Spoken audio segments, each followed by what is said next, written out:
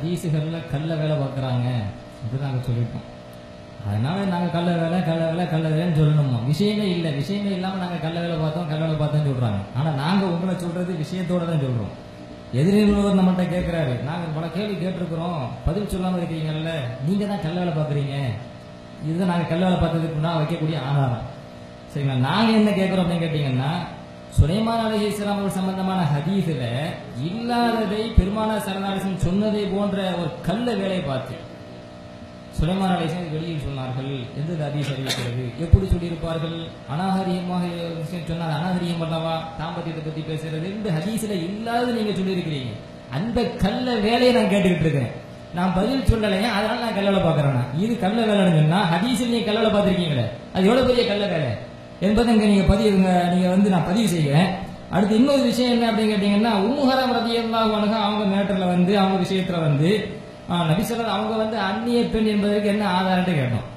அதுக்கு அவங்க என்ன பதில் சொல்றாங்க அப்படின்னு சொன்னா, அதாவது ஸல்லல்லாஹு அலைஹி வஸல்லம் அவங்களை குறித்து யார் யார் அவங்களுக்கு என்னென்ன உறவு, யார் யார் திருமணம் தடை செய்யப்பட்ட உறவு போன்றதுன்னா வரலாற்றுல பதிவு செய்யப்பட்டிருக்கு, அதுதான் ஆதாரம் அப்படிங்கிறாங்க. வரலாற்று பதிவு ஒரு ஆதாரம், நாங்க ஹதீஸை ஆதாரமற்றவங்கள சொல்லிட்டு இருக்கோம். சரி, வரலாற்று பதிவுள்ள ஆதாரம் சொல்றீங்களே, பொதுவாக ஒருவர் இவருக்கு இன்னார் உறவு என்று யார் யார் உறவு எல்லாருக்கும் தெரிஞ்சிருமா? சில பேர் தெரியாம விடுபடவும் செய்யுமா இல்லையா? இது யதார்த்தம் தானே. ஸல்லல்லாஹு அலைஹி வஸல்லம் காலகட்டத்திலேயே ஆயிஷா நாயகி அவங்க சொல்றாங்க, ஒரு தடவை ஸல்லல்லாஹு அலைஹி வஸல்லம் அவங்க என்கிட்ட வந்தாங்க. அப்ப என் பக்கத்துல ஒரு ஆண் இருந்தார். அப்ப யா ஆயிஷா மன்ஹாதா, ஆயிஷா அவர்களே இது யாரு அப்படின்னு கேள்வி கேட்டாங்க. அப்ப அந்த பெண்மணி சொன்னாங்க, அஹீ மினர் ரதாஆ, இது என்னுடைய பால்குடி அடிப்படையில் எனக்கு சகோதரர் அப்படிங்கிறாங்க.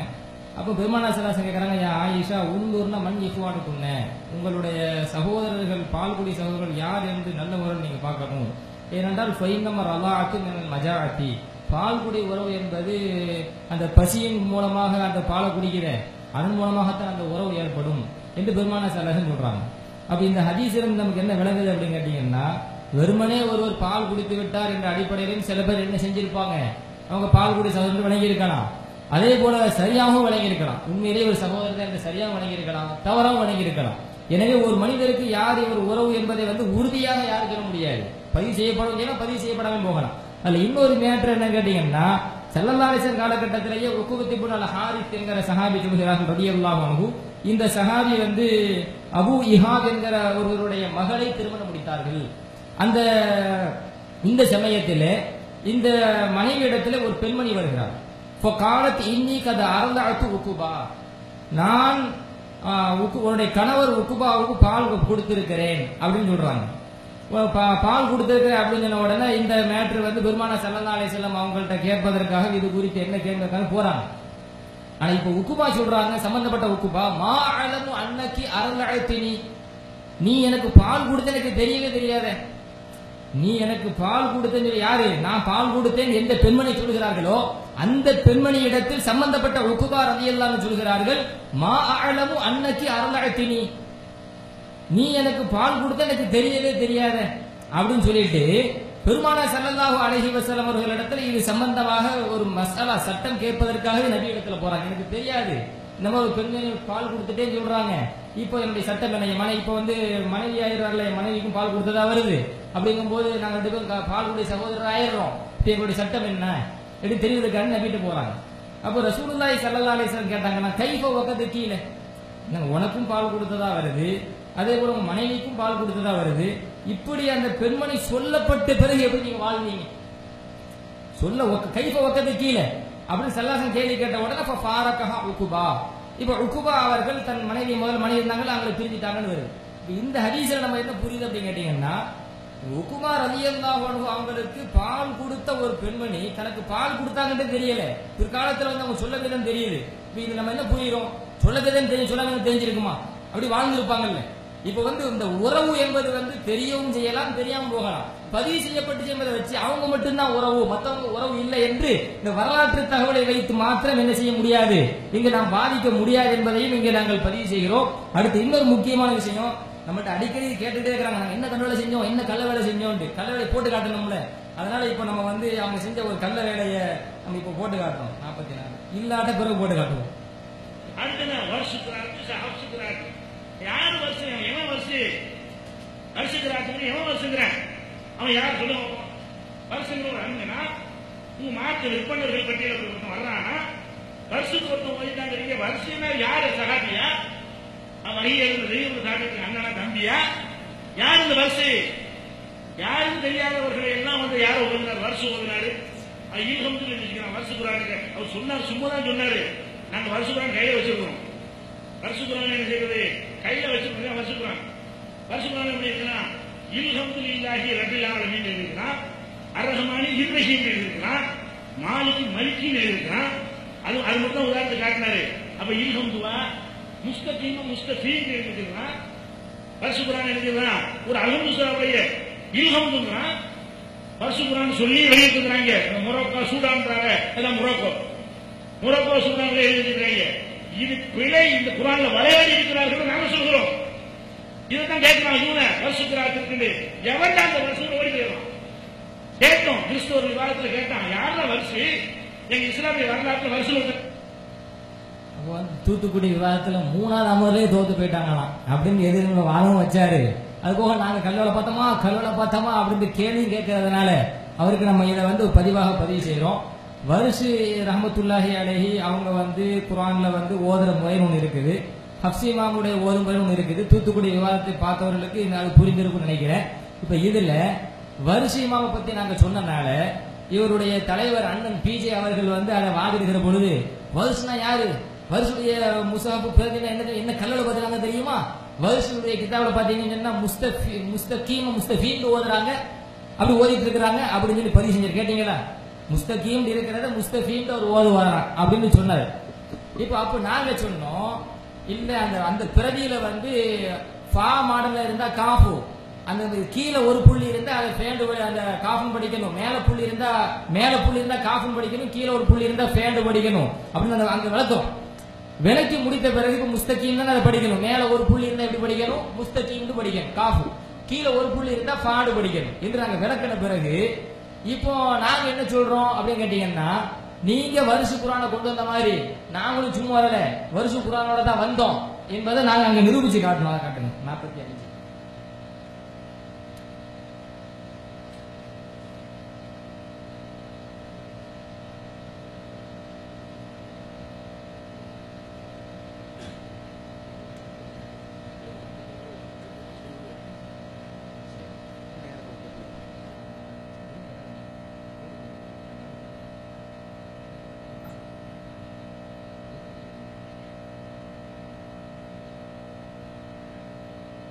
ஏற்றுக்குரியவர்களே, குர்ஆனுடைய அடிப்படை நாலேஜ் இல்லாமல் தான் அப்போ வந்து அந்த சட்டத்தை நாங்க விளக்கணும்.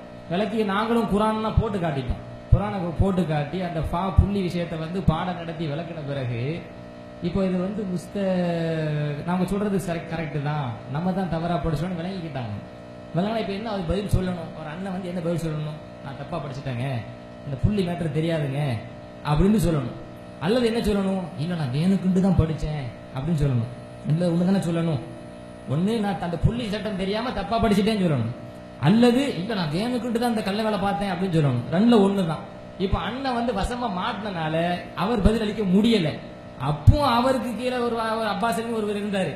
அவர் அண்ணனுக்காக நம்ம தலையில மண்ணலி போட்டுக்குவோம் அப்படின்னு என்ன செஞ்சாரு? களம் இறங்கி அவர் என்ன பதில் சொன்னாரு பாருங்க.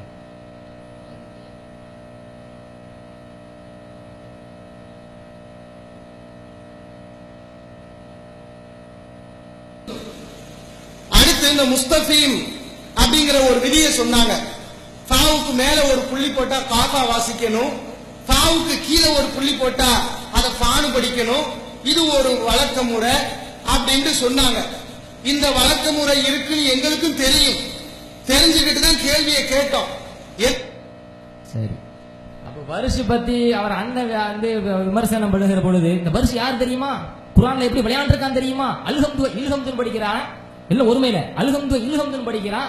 அப்படி ஒவ்வொன்னா குற்றச்சாட்டு வைக்கும் போது முஸ்தகீம் முஸ்தஃபீம் படிக்கிறான், குற்றச்சாட்டு வைக்கிறாங்க அவங்க அண்ணன். அப்படி குற்றச்சாட்டு வைக்கின்ற பொழுது முஸ்தகீம் முஸ்தஃபீம் படிக்கிறான்னு சொல்லும் போது, என்னங்க புள்ளி சட்டம் தெரியாம சொல்றீங்களே அப்படின்னு நாங்க கேள்வி கேட்டு அதை முறையாக ஆதாரப்பூர்வமா நிரூபிச்ச உடனே பதில் இல்லாம கடைசி என்ன தெரியலன்னு சொன்னா முடிஞ்சு போச்சு. இல்ல தெரியாம சொல்றேன் முடிஞ்சு போச்சு. தெரியலன்னு சொல்லிட்டு கேவலமா அதுக்காண்டி நாங்க தெரிஞ்சுக்கிட்டு தாங்க இந்த கல்ல வேலை பார்த்தோம். கள்ள வேலை பார்க்கறேன்னு சொன்னது அவங்களுக்கு பெருமையா தெரியுது. நாங்க தெரிஞ்சுக்கிட்டு நாங்க அந்த கள்ள வேலை பார்த்தோம் அப்படின்னு சொல்லி அந்த கள்ள வேலையை அவர்கள் பார்த்திருக்கிறார்கள் என்பதையும் இங்க நம்ம என்ன செஞ்சிருக்கிறோம், முறையாக நிரூபித்திருக்கிறோம்.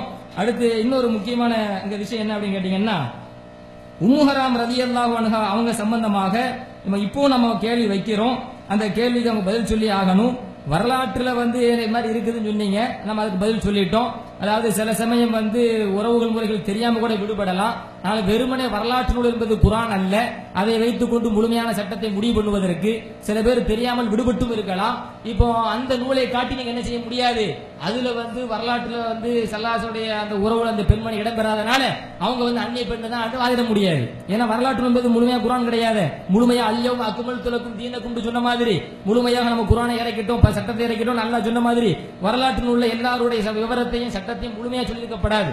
தெரியாத விஷயத்தை தெரியாம விட்டு இருப்பாங்க. அதனால இப்ப நீங்க இப்பொழுது நான் சொல்கிறேன், நீங்க அநியாயமான முறையில மாநபி ஸல்லல்லாஹு அலைஹி வஸல்லம் அவர்களை கேவலப்படுத்த வேண்டும் என்கிற அடிப்படையில் தான் இந்த ஹதீஸை நீங்கள் அணுகியிருக்கிறீர்கள். பெருமானார் ஸல்லல்லாஹு அலைஹி வஸல்லம் அவர்கள் மீது அபாண்டமான ஒரு குற்றச்சாட்டை வைத்து மாநபி ஸல்லல்லாஹு அலைஹி வஸல்லம் அவர்கள் தவறிழைத்தார்கள், ஒரு அந்நிய பெண்ணோடு தனித்து இருந்தார்கள், மடியில் படுத்தார்கள் என்றெல்லாம் நீங்கள் தவறான முறையில் பதிவு செய்திருக்கிறீர்கள். இன்னும் சொல்லுகிறேன், மடியில் படுத்தார்கள் என்பதற்கு ஒரு ஆதாரம் தர முடியாது. ஒண்ணு. அதே போல அவங்க மேல சாய்ந்தாங்க அப்படிங்கிறாங்க, மேலே சாய்ந்தார்கள் என்பதற்கும் ஒரு ஆதாரம் தர முடியாது. அப்புறம் தனிமையில் இருந்தாங்கன்னு சொல்றாங்க, தனிமையில் இருந்தார்கள் என்பதற்கும் ஒரு ஆதாரம் தர முடியாது என்பதை இந்த இடத்துல நம்ம பதிவு செய்யறோம். பெருமானார் ஸல்லல்லாஹு அலைஹி வஸல்லம் அவர்களுக்கு உம்மு ஹராம் ரலியல்லாஹு அன்ஹா என்கிற பெண்மணி மஹரமியத் மஹரம் என்கிற அந்த உறவுதான், திருமணம் முடிப்பதற்கு ஹராமாக்கப்பட்ட அந்த உறவு என்கிற உறவில் உள்ளவர்கள் தான் என்பதை இப்பொழுது நாம் சொல்கிறோம். உங்களுடைய வாதத்திற்கு நீங்கள் தெளிவான ஒரு சான்றை வைக்க வேண்டும்.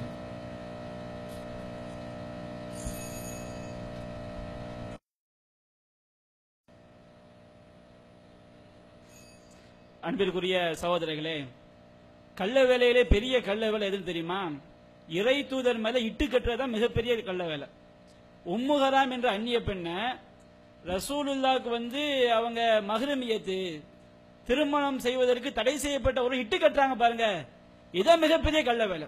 உறவு என்று சொல்ல வேண்டும் என்றால் அதற்கு ஆதாரம் காட்ட வேண்டும் என்பதற்கு அவரே ஆதாரம் எடுத்து காட்டுறாரு. Same side கோலும்பாங்க. ரசூல் ஸல்லல்லாஹு அலைஹி வஸல்லம் புகாரில பதிவு செய்யப்பட்ட செய்தி, வீட்டுக்கு வர்றாங்க, ஆயிஷா பக்கத்துல ஒரு ஆள் இருக்கிறாங்க, யாருமான்னு கேட்கிறாங்க, என்னுடைய பாதுடி சகோதரர். அப்ப நபியா நாயகம் சொன்னாங்க, ஆயிஷாவே உன்னுடைய மன் இஹ்வானுக்குன்ன, உன்னுடைய சகோதரர்கள் யார் என்று ஆய்வு செய்யுங்கள். இன்னம ரலாஅத்து மினல் மஜாஅ, பாலுடி உறவுனா எப்படி தெரியுமா? சின்ன 2 வயசுக்குள்ள இருக்கும்போது பசியினால் பசி அடங்கக்கூடிய அளவுக்கு குடிச்சிருக்கணும். அப்ப உறவு என்பதற்கு ஆதாரம் வேண்டும். சும்மா ஒரு தடவை புள்ள வாய் வச்சா என்ன வராது, பாலுடி உறவு வந்து விடாது. உறவு என்பதற்கு ஆதாரம் இருந்தால் மட்டும்தான் உறவு என்று சொல்ல வேண்டும். தெளிவா செய்தி இந்த செய்தி சொல்லுது.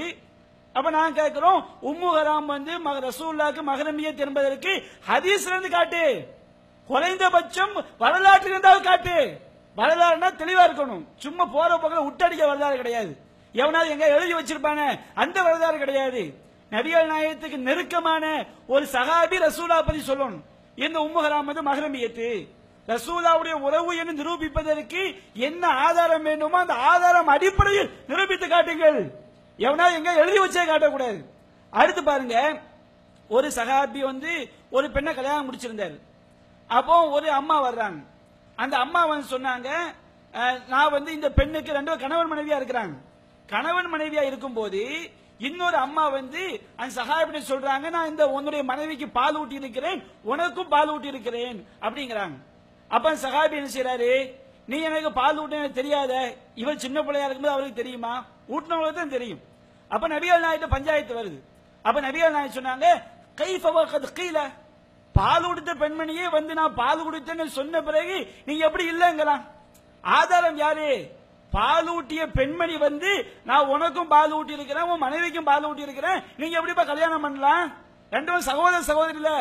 ஆதாரம் உறவு என்பதற்கு, அண்ணன் தங்கச்சி என்பதற்கு ஆதாரம் காட்ட வேண்டும். உம்மு ஹராம் காட்டுங்க. என்னமோ பெரிய கேள்வி கேட்கிறாங்களாம், காட்ட முடியாது. இப்னு ஹஜர் திணறாரு. உம்மு ஹராம் ரசூலுல்லாஹ்க்கு பேன் பார்த்தது, மடியில படுத்தது இப்னு ஹஜர் சொல்றாரு. மடியில படுத்தது, இதுக்கெல்லாம் பதில் சொல்ல முடியாது. சாய்ந்திருந்தாங்க ஹதீஸ்ல இருக்கான்னு கேட்க நான் தெளிவா சொன்னேன். இத்தக்க இந்தஹா உம்முஹராம் அருகிலே சாய்ந்திருந்தார்கள். நீங்க நம்புற செய்தியில இருக்குது. உம்முஹராமுக்கு அருகில் தூங்கினார்கள் என்று இருக்கிறது. தஃப்லீர் அல்சவு ரசூலுல்லாஹ் அந்த அம்மா பேன் பார்த்தாங்க இருக்குது. இல்லாத நாங்க சொல்லிட்டோம். இதை எந்த வகையில பார்த்தாலும் இணைக்க முடியாது. நபி அந்நிய பெண்ணோடு தனிமையில் இருந்தது கிடையாது. நபிகள் நாயகத்தின் மீது நபிகள் நாயகத்துடைய கை எந்த அந்நிய பெண் மீதும் பட்டது கிடையாது. அல்லாஹ் அந்நிய பெண்ணை பார்க்கும் போது பார்வையை தாழ்த்துங்கள் சொல்றான். இதுக்கெல்லாம் எதிராக இந்த செய்தி இருப்பதினால், இன்னும் பல செய்திக்கு எதிராக இருப்பதினால் இது நபி மீது இட்டுக்கட்டப்பட்ட வார்த்தை நாங்கள் சொல்றோம். இது பொய்யல் சொல்றோம். நிரூபிச்சு காட்டுங்க பார்ப்போம். உம்மு ஹராம் வந்து ஹதீஸ்ல காட்டுங்க. எப்படி காட்டணும்? ரசூலுல்லாஹ்க்கு திருமணம் செய்வதற்கு தடை செய்யப்பட்டவங்க தான் என்று ஹதீஸ்ல காட்டுங்கள் பார்ப்போம். இட்டு கட்டாதீங்க இறை தூதர் மேல. அப்ப அந்த செய்தி தெளிவாக இட்டு கட்டப்பட்ட செய்தி தான். நபியோடு தொடர்பு படுத்த முடியாது என்பது தெளிவான செய்தி. அது விளங்குது. அடுத்து சுலைமான் நபி அவர் உடலுறவு வெளியே சொன்னாரா? நான் தெளிவா சொன்னேன். பக்கத்தில் ஒரு ஆள் இருந்தார். இவர் சொல்லி முடியும், இன்று இரவு நான் 70 மனைவியோடு உறவு கொள்வேன். எல்லோரும் கருத்தரித்து குதிரைகளை பெற்றெடுப்பார்கள், போர் செஞ்சு ஜிஹாத் செஞ்சு மூத்தா போவாங்கன்னு அவர் மறைவான விஷயத்தை சொல்லும் போது, அல்லாஹ்வுடைய அதிகாரத்தில் ஒரு விஷயத்தை சொல்லும் போது பக்கத்தில் ஒரு ஆள் சொல்றா இன்ஷா அல்லாஹ் சொல்லுங்கிறார். ஃபகாலஹு சாஹிபுஹு அவருக்கு எப்படி தெரிஞ்சது? இவர் சொல்லாம எப்படி தெரிஞ்சது? அது உள்ளத்துல சொன்னாரா? உள்ளத்துல சொன்ன இவருக்கு எப்படி தெரிஞ்சது? பக்கத்துல ஒரு நண்பர் கேட்டாரு. இதுக்கு நான் பதில் சொன்ன பிறகும் திரும்ப திரும்ப என்ன செய்றாரு? அவர் நீங்க ஊரறிய சொன்னா நாம சொன்னோம். அப்படி நாம என்ன சொல்லவில்லை. நடந்த அதாவது அவர் அந்த செய்தி பொய். நாங்க நபியோடு தொடர்புபடுத்த கூடாதுங்கிறோம். நாங்க வைத்த வாதத்திற்கு அவங்க என்ன செய்யல. அடிப்படையாக சுலைமானோடு சம்பந்தப்படக்கூடிய சுலைமான் நபியோடு சம்பந்தப்படக்கூடிய செய்தி பொய் என்பதற்கு நாங்கள் அடிப்படையாக என்ன வாதம் வைத்தோமோ அதற்கு பதில் சொல்ல மறுக்கிறாங்க. குர்ஆனுக்கு முரண். நாங்க குர்ஆனுக்கு முரணாகிவிட்டால் லாஜிக்கா நிறைய கேள்வி கேட்போம். அந்த கேள்வி பதில் தேவை கிடையாது. குர்ஆனுக்கு முரண் என்று அடிப்படையான வாதம் இருக்க அதற்கு பதில் சொல்லுங்கள். அஸ்ஸலாமு அலைக்கும் வரஹ்மத்துல்லாஹி வபரகாத்துஹு. கண்ணியத்திற்குரிய சகோதரர்களே, இதுவரை நாம் எடுத்து வைத்த மலை போன்ற வாதங்களை பார்த்து எதிராளிகள் மலைத்து போயிருக்கும் இந்த வேளையில் அவர்களுடைய மலைப்பை அதிகப்படுத்தும் விதமாக அவர்களை கிடுகிடுக்க செய்யக்கூடிய ஒரு ஆதாரத்தை இப்பொழுது முன்வைக்கிறோம். அதற்கு முன்னதாக அவர்கள் தெளிவான வழிகேட்டில் இருக்கிறார்கள் என்பதற்கு ஏராளமான சான்றுகளை எல்லோரும் பார்த்துக் கொண்டிருக்கிறார்கள். என்ன இப்ப இந்த சாப்பிட்டு வந்ததுக்கு லஞ்சுக்கு பிறகு நேரத்தை ஒப்பேத்துறது அழகா தெரிகிறது. நேரத்தை யார் ஒப்பேத்துவா? சரக்கு இல்லாத ஒப்பேத்துவாங்க. மேற்று இல்ல, பதில் இல்ல, கேட்கிற ஆதாரங்கள்லாம் பயங்கரமா விழுவுது. நாம் ஏற்றுக்கொண்ட இமாம்களுடைய கருத்துக்களில் இருந்து அவங்களுடைய புத்தகங்களில் இருந்து ஆணித்தனமான வாதங்களை எடுத்து எத்தனை வாதங்கள் புல்கினியாம் சொன்னது. அதுபோல ஒட்டகை இறைச்சி சம்பந்தமாக நரகத்திற்குரிய புதிய படைப்பை பற்றி அதை மறுத்தது எவ்வளவு கேள்விகள் கேட்டுட்டு இருக்கிறோம். இவ்வளவு கேள்விகளுக்கும் பதில் சொல்றக்கூடிய அந்த அவகாசத்தை பயன்படுத்தாமல் சம்பந்தம் இல்லாமல் நேரத்தை போக்குறது. எம்மை என்ன சொன்னாங்க? சுலைமான் அவங்க சொன்னாங்க தாரகுத்னிமா மறுத்திருக்கிறாங்க. புகாரியுடைய முகத்திமாவில் தாரகுத்னிமாம் சில அறிவிப்பாளர் விமர்சனம் பண்ணாங்கன்னு கேட்டாங்க. அதுக்கு அவங்க பதில் சொல்லுவதாக இருந்தால் அதே முகத்திமாவில் அந்த தாரகுத்னிமாம் சொன்னதை பற்றி உள்ள வாதத்துக்கு பதில் சொன்னாலாவது பரவாயில்லை. அவங்க என்ன செய்கிறார்கள்? முதல் பாராவுக்கு வாங்கன்னு சொல்லி ஃபத்துல் பாரியில் உள்ள ஆரம்பத்தை படிச்சுட்டு போங்க. ஃபத்துல் பாரியில் உள்ள எல்லா முகத்திமாவையும் படிச்சு முடிங்க. புகாரிக்கு இன்னும் ஃபத்துல் பாரிகை போன்ற பல உம்தத்துல் காரி பல விரிவுரை நூல் இருக்குது. அதுல உள்ள எல்லா முன்னுரையும் படிங்க. அப்புறம் முஸ்லிமுக்கு வாங்க, அப்புறம் திருமதிக்கு வாங்க. மக்கள் விளங்கி கொண்டிருக்கிறார்கள். விவாத புகழ் எல்லாம் பேனர் அடிச்சு வச்சிட்டு இருக்கிறாங்க மக்கள். எப்படி ஆலிம் சத்துக்கு நிப்பாட்டிடுவாரு, விவாத புகழ் ஆலிம்சா என்றெல்லாம் பேனர் எடுத்து வைத்துக் கொண்டிருக்கும் பொழுது இந்த மாதிரி இப்ப தூத்துக்குடி விவாதத்திலிருந்து கிளிப்பிங்க போட்டுக்கிட்டு இருக்கிறாங்க. 44 போடு 44 போடு. அவங்க லேப்டாப் அவங்கள மாதிரி செல்ஃப் எடுக்க மாட்டேங்குது. 44 போடு 44 போடு 44 போடு. சரி 44ல என்னமோ பயங்கரமான வாதம் இருக்கும் போல இருக்குது அப்படின்னு வெயிட் பண்ணி பார்த்தால் தலைப்புக்கு அறவே சம்பந்தம் இல்லாத இந்த விவாதத்துக்கு வேற விவாதத்திலிருந்து போட்டு காட்டலாம், தப்பு இல்ல. ஒரு வாதம் வைத்தால் பரவாயில்லை. அறவே சம்பந்தம் இல்லாத வைத்துக் கொண்டு நேரத்தை வீணடிக்கிறாங்க. அதை நீங்கள் கவனித்துக் கொள்ளுங்கள். இப்ப என்ன இந்த வாதத்துக்கு நான் வருகிறேன். குர்ஆனுக்கு முரண்படுகின்ற எந்த செய்தியும் அது ஆதாரபூர்வமான நபி மொழி அல்ல நமது நிலைப்பாடு. அறிவிப்பாளர் வரிசை சரியா இருந்தாலும் சரி. ஆனா அவங்க மாற்று கருத்துல இருக்கிறாங்க. அறிவிப்பாளர் வரிசை சரியாக வந்து விட்டால் அதுல எந்த தப்பும் வராது, அது குர்ஆனுக்கு முரண்படவே செய்யாது அப்படின்னாங்கல்ல. இப்ப பாருங்க, இது பால்குடி சம்பந்தமான ஒரு செய்தி. என்ன செய்தி? முதல்ல அந்த சம்பவத்தை சொல்லுகிறேன். நபிகள் நாயகம் காலத்துல ஒரு கணவன் மனைவி இருந்தாங்களாம். அதாவது அபு ஹுதைஃபா கணவர் பேர், மனைவி பேரு சஹலா. இந்த இருவரும் சாலிம் என்பவரை எடுத்து வளர்க்கிறாங்க, வளர்ப்பு பிள்ளை. அப்ப வளர்ப்பு பிள்ளைகள் சொந்த பிள்ளைகளாக கருதப்பட்ட காலம். சொந்த பிள்ளை மாதிரி அவர் எப்பவுமே வீட்டுக்கு வந்து போயிட்டு இருக்கிறார். அப்புறம் அல்லாஹ் என்ன செய்கிறான்? சட்டத்தை இறக்குகிறான். சட்டத்தை இறக்கி வளர்ப்பு பிள்ளைகள் சொந்த பிள்ளை ஆக மாட்டாங்க, அவர்கள் அந்நிய ஆணாகத்தான் கருதப்படுவாங்க. அவரை எடுத்து வளர்த்த தாய் சொந்த தாய் அல்ல, எடுத்து வளர்த்த தந்தை சொந்த தந்தை அல்ல என்று சட்டம் மாற்றப்படுது. சட்டம் மாற்றப்பட்ட பிறகும் இவர் பழையபடிக்கு என்ன செய்கிறார்? வீட்டுக்கு வந்துகிட்டு போய்கிட்டு இருக்கிறார். இது அந்த கணவருக்கு எரிச்சலை உண்டாக்குது. என்ன சட்டம் மாற்றப்பட்டுருச்சுல, அந்நியர் ஆயிட்டார்ல. அந்நியர்னா ஒரு அந்நிய பெண் அஜ்னபியா பெண்ணோட இருக்கிற மாதிரி இருக்க வேண்டியதானே, இவரையே வந்துகிட்டு இருக்கிறாருன்னு சொல்லி அவர் கடுப்பாகிறார், எரிச்சப்படுறார். இதை பார்த்த அந்த பெண்மணி ரசூலுல்லாஹ்ட்ட வர்றாங்க.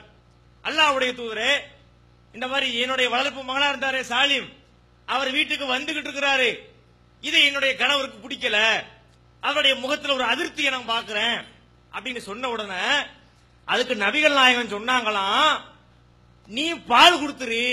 யாருக்கு? அந்த வளர்ப்பு மகனுக்கு பால் கொடுத்துரு. அப்ப அந்த அம்மா கேட்கிறாங்க, அல்லாஹ்வுடைய தூதரே, அவர் ஒரு பெரிய ஆம்பளை, நான் எப்படி அவருக்கு பால் கொடுப்பேன் அப்படின்னு சொன்னவுடன் நபிகள் நாயகம் சிரிச்சாங்களாம். நல்லா கவனிக்க வேண்டும். அல்லாஹ்வுடைய தூதர் சிரிச்சாங்களாம். சிரிச்சிட்டு சொன்னாங்களாம், அவர் பெரியவர் தான் எனக்கு தெரியுமா, நீ குடுமா அப்படின்னு சொன்னாங்களாம். இப்படி ஒரு செய்தி முஸ்லிம் என்ற கிதாபில் இடம் பெற்றிருக்கிறது. அதாவது நபிகள் நாயகத்தை நேசிக்கக்கூடிய எந்த ஒரு முஸ்லிமாக இருந்தாலும் மனதிலே கை வைத்து நீங்கள் சொல்லுங்கள், இந்த செய்தியை நபிகள் நாயகம் சொன்னாங்க நம்ம நம்பலாமா? ஒரு அபுஜகல் சொன்னாங்கன்னு சொல்லுங்க, நம்பிக்கலாம். அபுஜகல் செய்தான் சொல்லிட்டு போவான். ஒரு அபுலஹப் இந்த மாதிரி சொன்னான்னு சொல்லுங்க, நம்பிட்டு போகலாம். அல்லாஹ்வுடைய தூதர் சொன்னாங்கன்னு யாராவது நம்ப முடியுமா? கண்டிப்பா நம்ப முடியாது. அதற்கடுத்து பாருங்கள், அந்த சாலிம் இருக்கிறாரு, அவர் எப்படிப்பட்ட ஆள்? பெரிய ஆள்னு இவங்களே சொல்றாங்க. இன்னும் சில அறிவிப்புகள்ல அவர் பெரிய ஆள், பருவமடைந்த ஒரு ஆம்பளை என்பதை உறுதிப்படுத்தக்கூடிய பல ஆதாரங்கள் கிடைக்கிறது. அந்த அம்மா சொல்றாங்க, நபிகள் நாயகம் சொல்றாங்க, பால் கொடுத்துரு அப்படின்னு சொன்ன உடனே சின்ன பையனா இருந்தோட பரவாயில்ல, அந்த அம்மா என்ன கேட்கிறாங்க, இன்ன சாலிமன் கது பலகமா எவ்வளவு ரிஜால், அல்லாஹ்வுடைய தூதரே, சாலிம் ஆண்கள் அடைய வேண்டியதை அடைந்து விட்டார், அகலமா அகலு, ஆண்கள் அறிய வேண்டியவற்றை எல்லாம் அறிந்து விட்டார் அப்படிங்கிறாங்க. இன்னொரு அறிவிப்பிலே வருகிறது, இன்னஹு ذو لحيத்தின், அவர் தாடி உள்ள ஒரு ஆம்பளையா இருந்தார். இவ்வளவு எல்லாம் சொன்னதுக்கு பிறகும் நபிகள் நாயகம் பால் கொடுத்துருந்தாங்க. எப்படி எல்லாம் சொல்றாங்க அவங்க, அல்லாஹ்வுடைய தூதரே, சின்ன பையன் இல்ல, பெரிய ஆம்பளை, ஆண்கள் அறிய வேண்டியதை அறிந்து விட்டார், ஆண்களை அடைய வேண்டியதை அடைந்து விட்டார், தாடி உள்ள ஒருத்தர், எல்லாம் சொன்னதுக்கு பிறகும் எல்லாம் எனக்கு தெரியும் குடுமா என்பது போல எல்லாவற்றையும் அறிந்து கொண்டு நபிகள் நாயகம் சொன்னதை போல ஒரு செய்தியை நபிகள் நாயகத்தின் மீது இட்டுக்கட்டி சொல்லி இருக்கிறார்கள். இப்ப நாங்கள் சொல்லுகிறோம், ஒரு மானங்கெட்டவரை தவிர அல்லாஹ்வுடைய தூதர் இதை சொன்னாங்கன்னு யாரும் ஏத்துக்க முடியாது. உண்மையிலே அல்லாஹ்வுடைய தூதரோடு, தனிப்பட்ட மனுஷன் சொன்னா பரவாயில்லை, அல்லாஹ்வுடைய தூதரோடு இணைக்கக்கூடிய வார்த்தைகள் கண்ணியம் மிக்க வார்த்தைகளாக இருக்க வேண்டும் இல்லையா? அல்லாஹ்வுடைய தூதரோடு சேர்க்கக்கூடிய ஒரு வார்த்தை. அல்லாஹ்வுடைய தூதருடைய வாயிலிருந்து